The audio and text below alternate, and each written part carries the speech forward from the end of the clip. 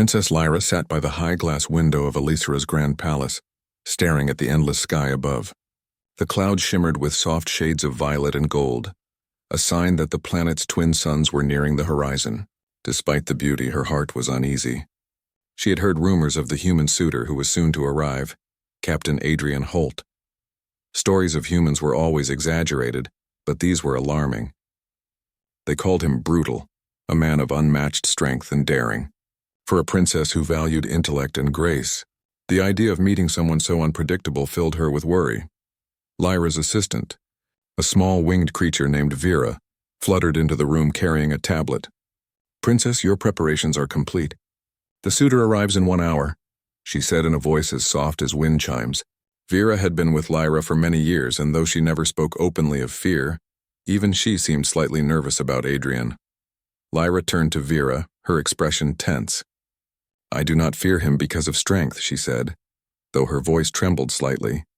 "It is the unknown that worries me. Humans, I do not understand them. And he is said to be different." Vera perched on the edge of the balcony. "Different is not always bad, Princess. Perhaps he will surprise you." Lyra did not answer. She continued watching the sky, imagining a man tall, harsh, and commanding, his eyes hard and unreadable. She had never met a human before, only seen them in recordings. They moved with force, spoke with blunt honesty, and fought wars that left worlds trembling. She did not know if she could trust one, even if the law of Elisira demanded she meet him. The sound of landing engines broke her thoughts. The palace doors opened with a soft hum, revealing a sleek ship that glimmered under the fading light. It was human-built, simple yet precise, with no unnecessary decorations, unlike the ornate ships of Elisira. The vessel touched the ground with perfect grace and a ramp extended. Lyra's breath caught as a man appeared. He was tall, broader than most Elisirans, and moved with quiet confidence. His uniform was simple but clean, a symbol of order and discipline. His dark hair framed a face that was strong yet calm. He did not glare or stomp. Instead, he stepped forward with measured steps, scanning the palace with interest rather than arrogance. Lyra felt a flutter of unease mixed with curiosity. This was him, the human called brutal. But there was something different about his presence. It was not aggression that he carried. It was calmness, a soft voice echoed behind her. "Princess Lyra," Vera said, bowing slightly. "He requests your presence in the grand hall." Lyra took a deep breath. She smoothed her long silver gown and walked down the shimmering hallway, her heart beating faster than usual. When she entered the grand hall, she saw Adrian standing near the center. He bowed respectfully, a gesture that was both formal and sincere. "Princess Lyra," he said in a voice that was deep but gentle, "it is an honor to meet you." Lyra studied him carefully. His eyes were dark and steady, and for the first time she felt a strange sense of calm. There was no arrogance in him, no hint of the brutality she had imagined. He seemed human, but in a way that was not frightening. "Welcome to Elisira," she said, keeping her voice neutral. "I hope your journey was comfortable." Adrian smiled slightly. "It was. Your planet is remarkable. I have read about its technology, but seeing it in person is different." Lyra nodded, intrigued despite herself. "Many find it overwhelming at first. But you seem observant." "I try," Adrian replied. "I have learned that understanding a place and its people is more important than rushing to judgments." Lyra blinked. That statement caught her off guard. It was thoughtful, careful, almost gentle. Perhaps he was not the ruthless warrior she feared. The palace staff led Adrian to the ceremonial room where Elisiran customs were explained to visiting suitors. Lyra followed silently, her mind racing. She had imagined this meeting as a test of patience and composure. Yet Adrian's presence seemed to make the palace feel lighter, less tense. As the suitor ceremony began, Lyra observed him closely. Humans were strong, yes, but he used that strength differently. He lifted objects with ease, adjusted to alien technology quickly, and yet never overstepped boundaries. His manner was respectful, attentive, and unexpectedly clever. During the ceremony, they were required to participate in a series of challenges designed to test judgment, trust, and cooperation. The first was simple, arranging energy spheres in a specific sequence to unlock a holographic gate. Lyra approached with caution, expecting Adrian to rush or act without thought. Instead, he studied the puzzle carefully, moving his hands in deliberate motions. You seem precise, Lyra said quietly. Adrian glanced at her, eyes steady. I believe precision comes from understanding first. Force without thought is often wasted. Lyra's lips pressed together in surprise. He was right. Every human story she had heard described overwhelming force, reckless bravery, and disregard for rules. Yet here was a human who respected patience, who valued intelligence as much as strength. By the time they finished the puzzle, Lyra found herself speaking more freely. She asked him questions about Earth, about human history, and about the challenges humans faced in exploring the stars. Adrian answered openly, sharing stories of exploration, resilience, and cooperation among humans. He spoke of battles fought with honor, of decisions made with compassion, and of moments where humans had shown great courage in protecting others. Lyra listened, fascinated.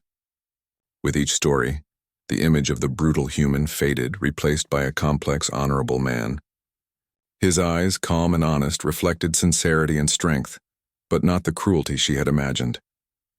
As the ceremony ended, the palace lights dimmed, casting a soft glow across the room. Lyra realized she was no longer afraid. There was a lingering sense of curiosity, yes, but it was accompanied by admiration. This human, she thought, might be exactly what Elisera needed in an alliance. Not only strong, but wise, perceptive, and capable of understanding her world. Yet despite her growing respect, she remained cautious. Humans were unpredictable. One wrong step could cause disaster. But as she watched Adrian move gracefully among the palace staff, offering guidance without arrogance, she felt a strange reassurance. Perhaps her fears had been exaggerated. Before leaving, Adrian turned to her. Princess Lyra, I hope we will learn from each other. Not as strangers, but as allies. Lyra met his gaze, noting the unwavering sincerity in his eyes. For a moment, all her doubts vanished, replaced by a flicker of trust she had never expected to feel. Yes, she said softly, we will. As the evening ended, Lyra returned to her private chamber. She stood by the window once more, gazing at the twin suns dipping below the horizon. Her mind replayed every detail of the human she had met. Adrian Holt was not what she had feared. He was different, he was extraordinary. And though the future remained uncertain, Lyra felt a small spark of hope. Perhaps this human was not a threat, but a partner. Someone who could see Elisera not as a prize or a conquest, but as a world worth respecting. Her thoughts lingered on his eyes, calm and steady, reflecting courage, understanding, and a depth she had never seen in any visitor. She realized that the first step to trust was already taken, and with it a new chapter for Elisera, and for her own heart, was beginning. Outside, the palace shimmered under the twin suns' final rays. Within its walls, an alien princess and a human captain had taken their first steps toward understanding each other, and in doing so, had begun a story that would challenge old assumptions, test courage, and redefine what it meant to be truly brave. The morning sun bathed Elisera's palace in soft golden light. Princess Lyra awoke with a mixture of curiosity and nervous anticipation. Today would be the real test, the trial that would reveal the true character of Captain Adrian Holt. Though, she had been surprised by his calm demeanor yesterday. She knew that appearances could be misleading. The elders of Elisera had designed this trial not to test physical strength alone, but courage, intelligence, and trust. It was said that many visitors had failed it, some never returning with the same perspective they had before. Lyra dressed, carefully choosing a flowing gown that allowed ease of movement. She felt the weight of expectation, not only from her family and advisors but also from the unknown. She glanced out the window at the sprawling gardens below, noting the subtle movements of the flora and fauna that thrived under Elisera's twin suns.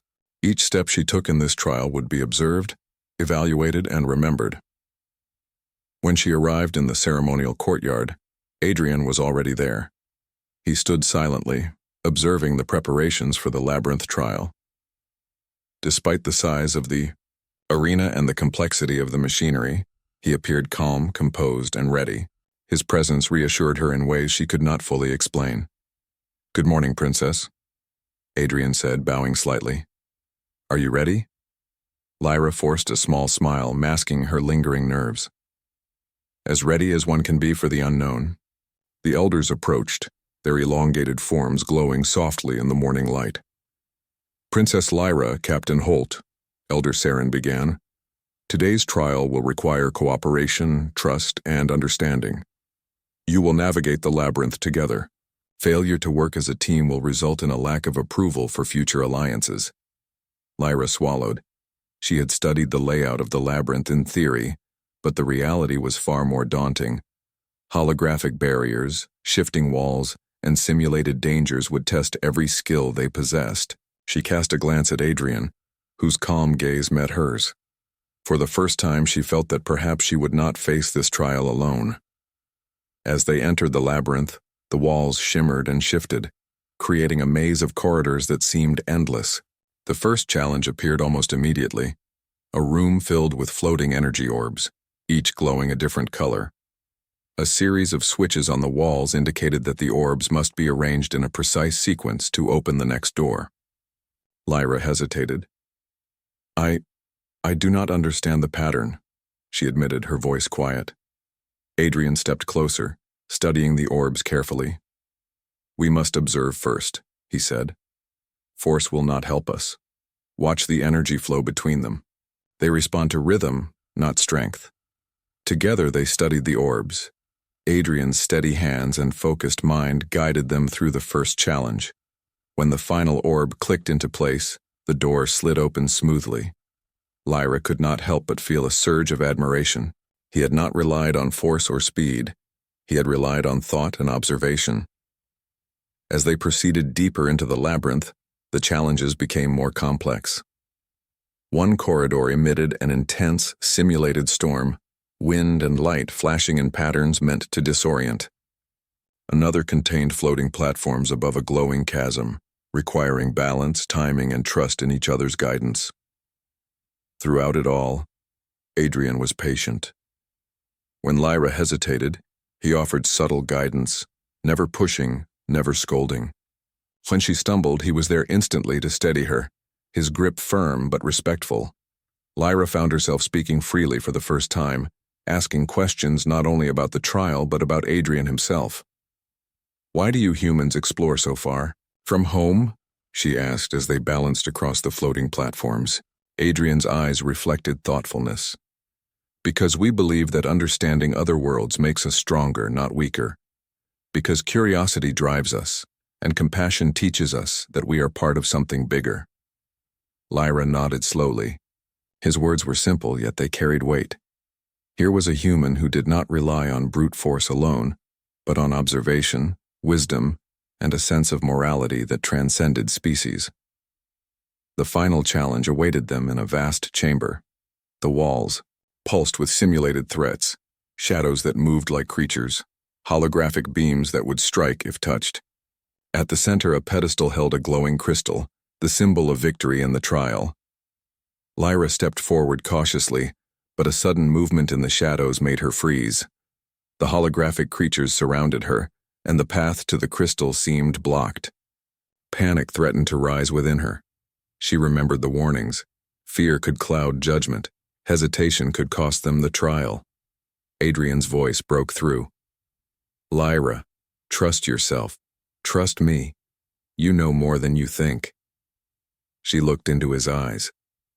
There was no judgment, no aggression, only calm assurance. His gaze conveyed courage, focus, and belief in her abilities. Lyra felt a surge of confidence she had not known before.